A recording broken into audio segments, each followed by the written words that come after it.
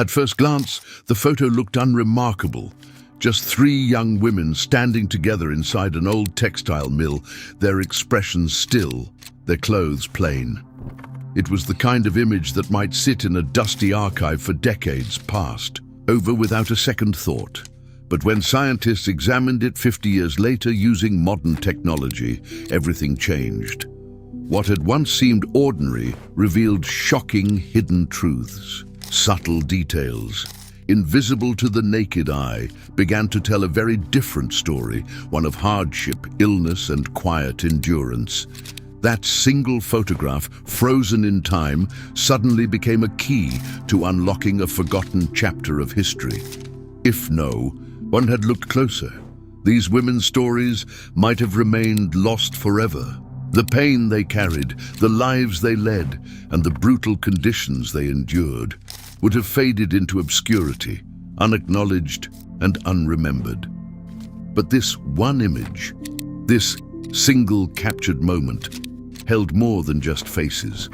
It carried the weight of injustice, the cost of industrial progress, and the voices of those who were never meant to be heard. In examining this photo, we don't just learn about three women, we confront how easily entire lives can be erased if we choose not to look deeper.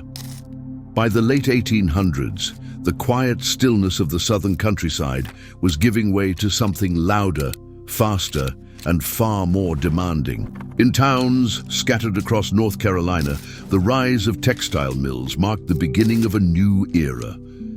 Massive brick buildings began to dominate the landscape, red, imposing, and filled with motion. Inside, the air turned thick with cotton dust, and the sound of machines became inescapable. Roaring looms, clanking spindles, and the constant hum of industry that never truly stopped. The mills operated like living organisms, powered not just by steam, but by the steady hands and aching backs of those who worked within them. Families that once survived on unpredictable harvests now packed up everything they owned and moved closer to these growing industrial centers. Entire communities were built around the mills, company-owned villages with rows of identical houses, small general stores, and shared hopes of a better future. For many, this was more than just a job. It was a new identity. Men, women, and even children joined the workforce, bound together by long shifts and shared exhaustion. The rhythm of life changed. Days began with the shriek of the mill whistle and ended only when the last machine wound down. In this new world, success was measured not by what you grew from the soil, but by what you produced on the factory floor. It was the birth of a modern working class, resilient, desperate, and defined by the relentless drive of industrial progress. For many families, the move to mill life wasn't driven by ambition, it was driven by survival. Farming had become unpredictable, unforgiving. Crops failed, debts piled up, and the promise of a regular paycheck from the mills was enough to uproot entire households. They left behind the open fields for tight mill villages, rows of cramped identical homes where the rent came directly out of your wages and life revolved entirely around the factory. Inside these villages, community was forged out of necessity. Neighbors shared tools, food, and hardships. Families lived shoulder to shoulder with other workers, all tied to the same whistle that signaled the start of another long day. It was a hard life, but for many, it felt like the only option. The work was grueling, 10, sometimes 12 hours a day, 6 days a week. The air inside the mills was hot and stale, filled with cotton fibers that stuck in your throat and clung to your skin. The floors vibrated with the weight of the machines, and injuries were common. In this reality, children became part of the workforce almost as soon as they could stand for long hours or reach into the narrow gaps between spinning parts. It wasn't seen as unusual, it was practical. Families needed every bit of income, and the mills needed small, nimble hands. Childhood, for many, was traded for labor. There were no second thoughts. This was just how things were. of families. Survival depended on every member doing their part, no matter how young. Poverty left no room for childhood. 7 joined their parents on the factory floor, not out of choice, but out of sheer necessity. For struggling families, every cent counted. A father's wage alone couldn't cover rent, food, and basic survival. So children worked. Their pay was a fraction of what adults earned, but it was enough to keep the household afloat, just enough to justify their exhaustion. Inside the mills, the reality was harsh. The air was thick with cotton dust that clogged young lungs. The sound of machinery was deafening, a constant roar that never faded. Children spent their days darting between machines, collecting fallen threads, fixing jams, and cleaning hard-to-reach parts that adults couldn't access. Their size made them ideal for the job. Their silence made them easy to overlook. There was no room for mistakes. One slip of focus could mean a crushed finger, a sliced hand, or worse. Safety was a luxury the mills didn't provide. Neither was compassion.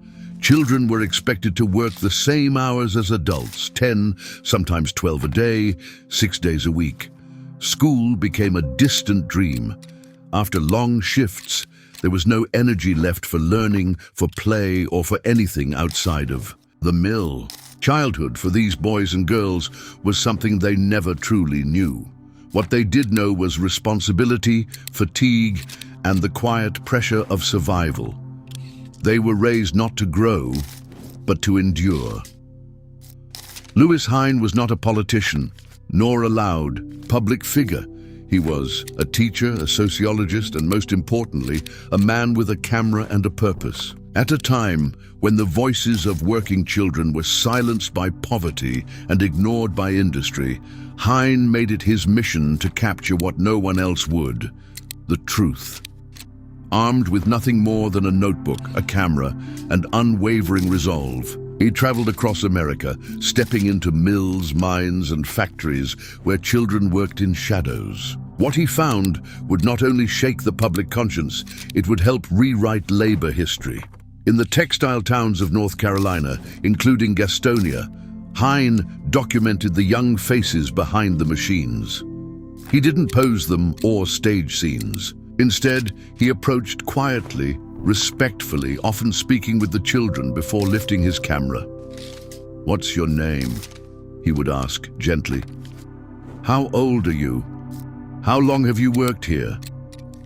The answers were haunting. Many were just 6, 7, or 8 years old. Some had already spent years inside the mills.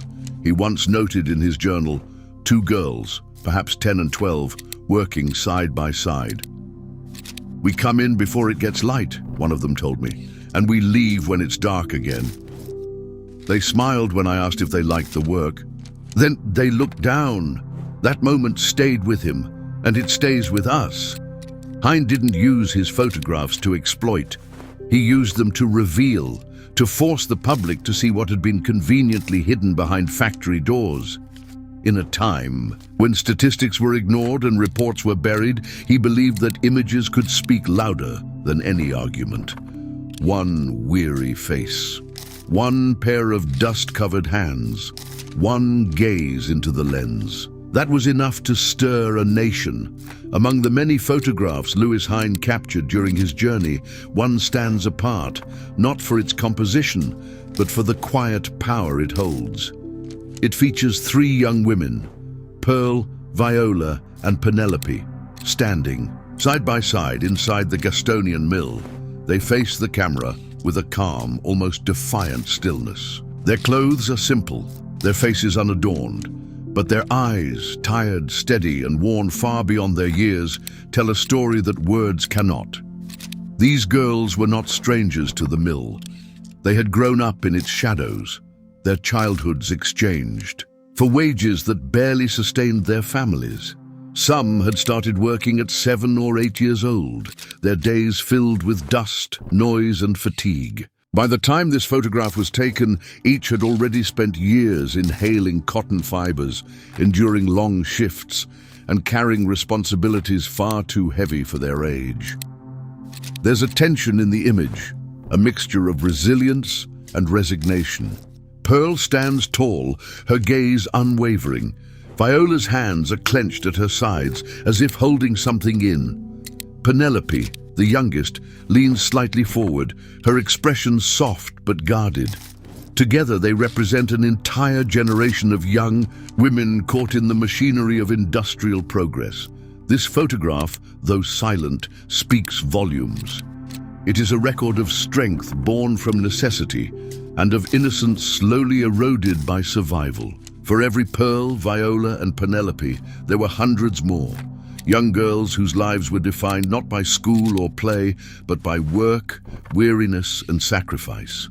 In capturing them, Hine did more than preserve their image. He gave them a voice.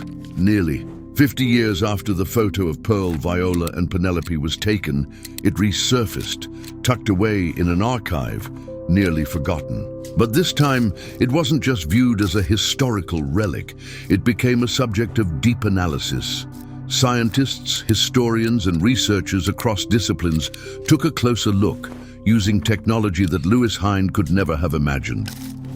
What they discovered would stun even the most seasoned experts. With high-resolution digital tools, the photograph was magnified beyond its original detail. Researchers could now study the texture of the girl's skin, the sag of their shoulders, the shadows beneath their eyes. And in those small, seemingly insignificant features, new truths began to emerge.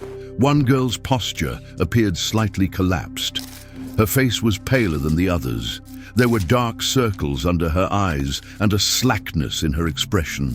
Subtle, but telling. Medical experts were brought in. What they saw aligned with symptoms of tuberculosis, a deadly disease that was rampant in mills during that time. The poor ventilation, thick dust, and long exposure to airborne fibers created a perfect environment for respiratory illness. The signs were all there, etched not in a medical record, but in a single moment captured on film. Beyond health, the photograph revealed other clues about the girls' daily lives. Their clothes, though worn, were carefully arranged. Their hair was pulled back tightly, likely to avoid accidents near the machines. These small details offered insight into both the dangers they faced and the pride they still carried. The image, once seen as a static piece of history, now pulsed with information about poverty, endurance, and the human cost of an industrial age.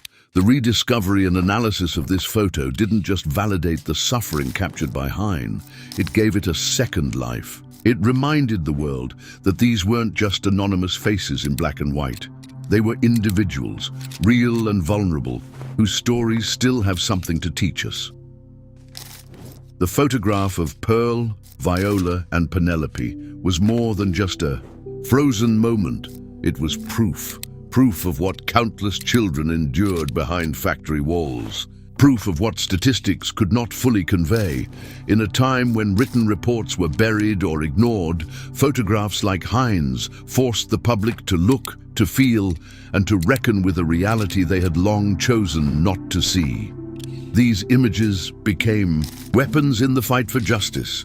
Newspapers began printing them. Reformers held them up in courtrooms and congressional hearings. They appeared in reports, speeches, pamphlets, always carrying the same quiet power.